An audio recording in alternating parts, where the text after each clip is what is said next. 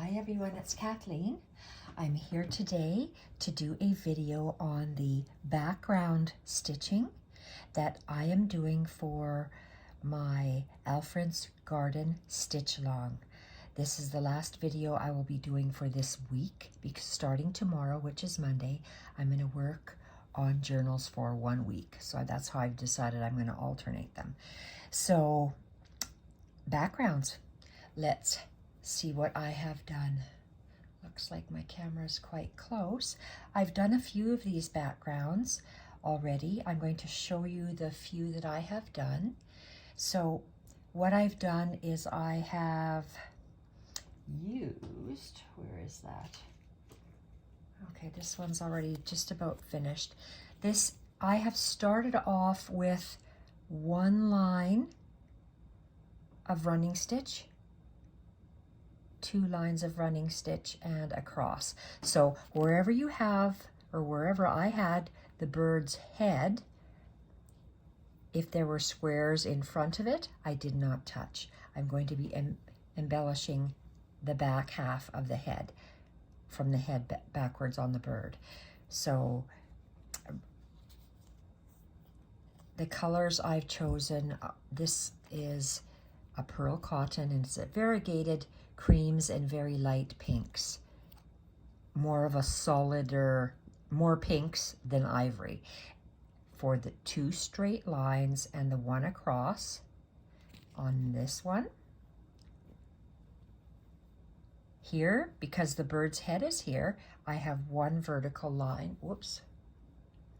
Here, maybe I'll just move all of these squares up because it seems to be off camera.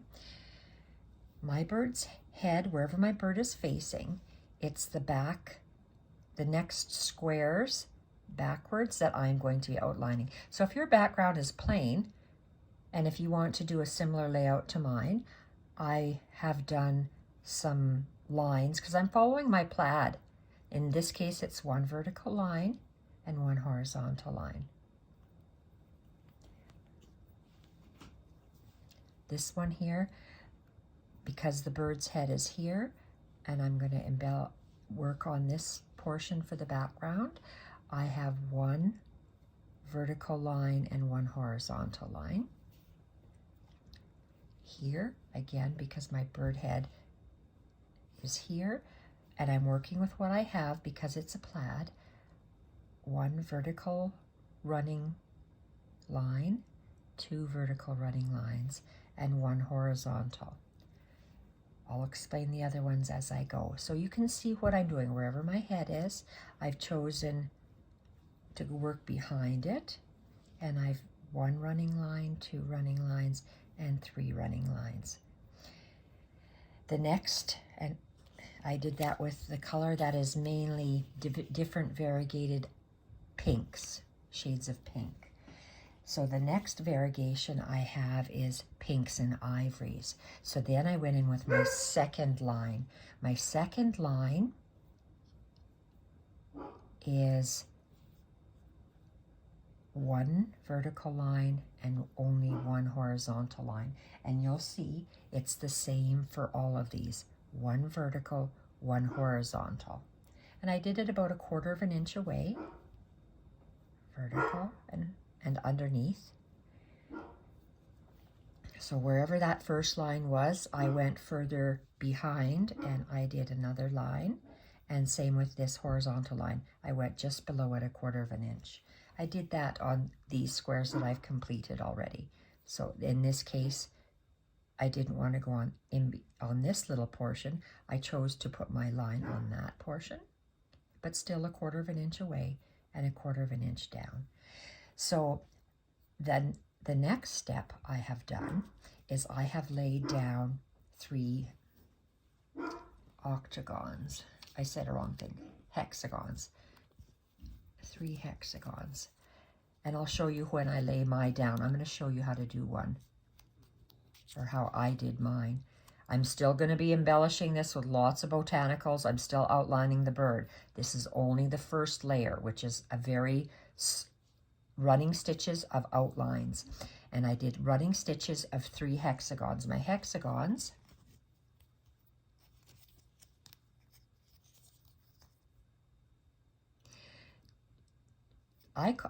See, I would call these 1-inch hexagons, but I guess I'm measuring them wrong, because to me, when I measure, sorry, my hexagons, I have a flat top, flat bottom, and the line across the middle is 1 inch. But when Jennifer Clouston measured hexagons, she measured across the top, which is 1/2 inch. So that's the size of my hexagon. So if they're 1/2 inch, that's what they are. And the widest portion is 1 inch, 6-sided. And I've marked the halfway point on each of the straight lines, just so I know where my 2 stitches are going to be placed. And I'll show you how I randomly place them. Not so random, actually. So I placed hexagons, and the hexagons are outlined with an ivory size 5. Well, actually, this one says size 8, but to me it looks like a size 5. So hexagons in ivory, and they are, and I've placed them in different positions. Usually, we'll see whether these latest couple ones, whether I placed them, and these went down. And you see how I just used one line to sew them. I'll show you how I've done them, how I'm going to place my hexagons. Okay, so this is the next bird that I will be working on, and I don't think it's in frame. Okay, here we are. So what I would do now is I'm going to take my hexagons, my 3 hexagons. This is just my measuring one for how far down I want to go, and I always place it from the top down. And then my first hexagon is going to flat side on top, and I always touch the corner of my hexagon. These 2 corners here, these 2 tips are going to be on that stitching line. So that's where I know I want to place my first one. And I take my pin and I place it here. Looks like I have to move it over a little bit because it wasn't quite right. And there we are. That's the first one. The second one I'm going to pin on here. I'm going to leave a small space because I'm going to be stitching through that space. And I'm recording, sweetheart.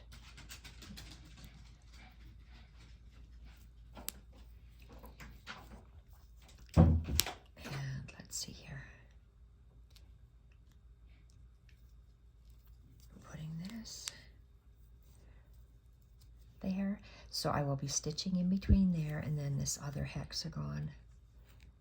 So you can use whatever side. If you didn't like hexagons, use circles or squares or hand stitch randomly. I'm just sharing with you my process and what I am doing. I love hexagons. I'll never do paper piecing because I don't like working with cotton fabrics. So I'm using these paper pieces to outline stitches like this. So the colored is for my lines, and the cream is for the hexagons. So I'm starting with my hexagons because I want to place, it's the OCD in me, I have to start across right from that point and then go 1/4 inch way in, and that's where my colored line will start. It just has to. I just have to start there. I can't explain why.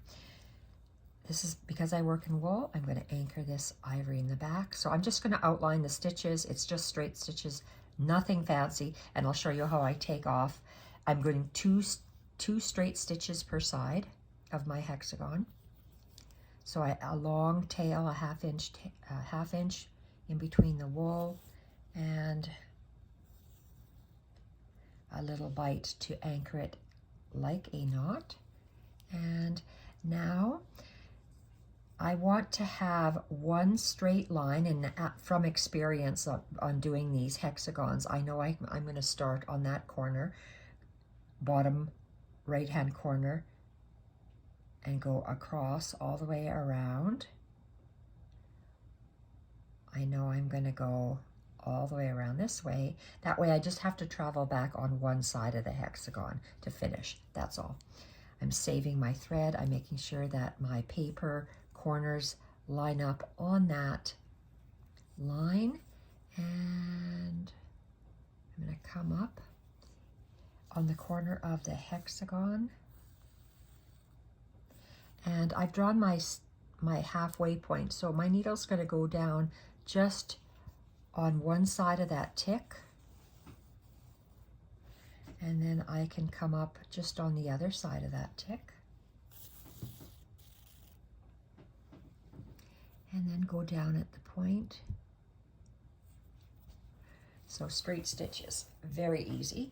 And I'm holding my pin and the hexagon, paper hexagon in place while I outline, because to me, I know I'll get a straight line, and those little pencil marks, hopefully I'll get the same size or near the same size of straight stitches as and look at that, see, if I go over that pin, I'm just going to fix it and pull. And I'm just going to come up, it's one fabric, you can see one little string of fabric that I'm moving over and going down. A little difficult working around this stand here, my tripod stand. And I'm in the corner, so I'm going to come up one strand over, down on one side of the hexagon. So my background stitches will just have a couple of straight stitches. Some people could use seed stitches, make other designs, fill it in afterwards. I'm doing this first because I just feel like I want to do this one first, because my 20 squares will be a lap blanket. So I am doing similar things on all blocks, whether it's a similar pattern, similar colors of birds, but just different stitches. And that's what'll make my blanket flow and match and go together. So I like that I have 2 stitches on either side of the hexagon. And if you want to circle, like I said, or squares or any other shape, just lay it down and stitch around it. That's the easiest for me. Right now I'm just adding some background stitches, and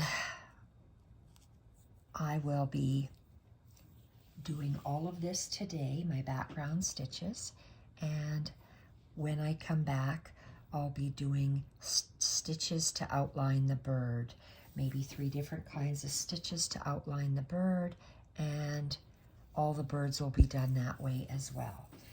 So they'll have similar type stitches, maybe different threads on them, so they'll look a little different with the different threads. And that little pencil mark is a good helper for my eyes to make sure I keep my stitches straight. And I'll show you when I take it off. I take off the papers once that hexagon is finished. So let's pull that up, and what did I do? I did this one. So that hexagon is done, and I'm going to put that one up. So I have to go around the others, all the way around the others. And so when I would start, I would finish the hexagons, so that they look like this. And so my next step would be to do that line. So my next line, I want it to come for me right on that point, straight across, and you're going to see a funny way of me doing this. I'm going to attach this.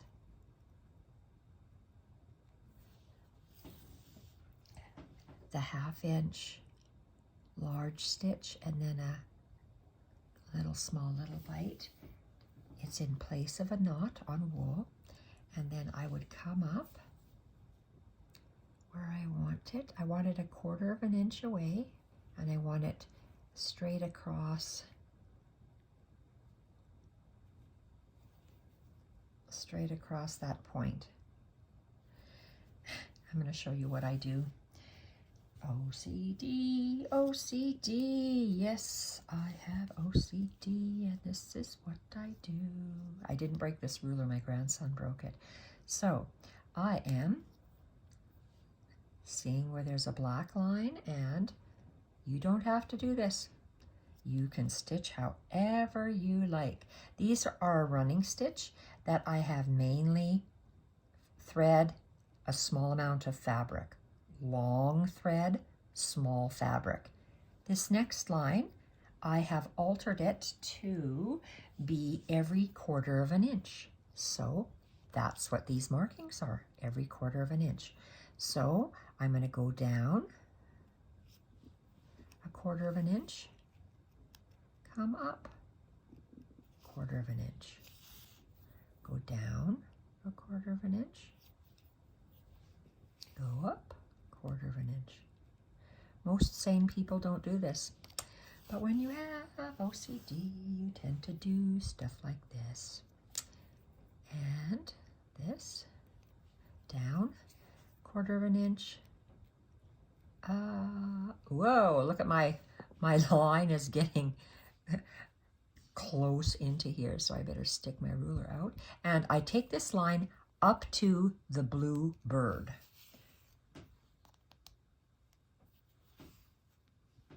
So I'm going to go,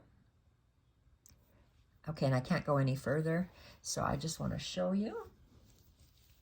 Turn this around.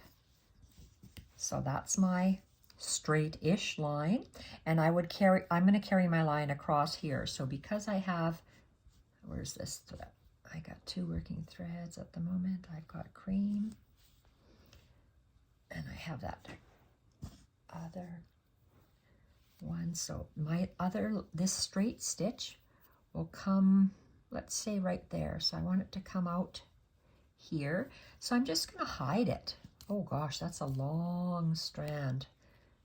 I could cut it to save an inch, but I'm not going to. I'm going to waste an inch. Why? So I have less of a chance of it coming out when I use my blanket, because there's no knots. They're just being held within the wool. So I'm just carrying this through the wool. So it's about here. So I still have a little bit to go. So I'm doing all 20 blocks like this, because I'm going to call it almost assembly line fashion, because I actually want to finish this. And if I don't do it like this, God knows when I will finish it. So I'm coming up right here and going this way, positioning my thread out to the side, getting my OCD ruler, about a 1/4 of an inch gap, and down and up, every 1/4 of an inch, up and down, up and down.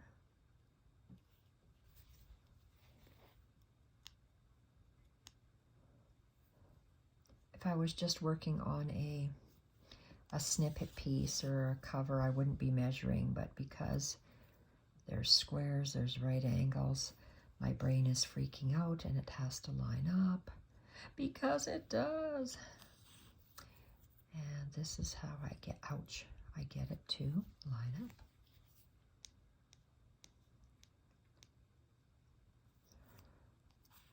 Okay, and oh, okay, I have to stop here because I don't have enough room, so this is how I'm going to pull it. So I made that stitch, and where are we here? I'm pulling it straight. There we are. So that, uh-oh. you know what? I did this wrong. Why did I do it wrong? Because I used the wrong color of thread. Is anyone going to notice? I will notice.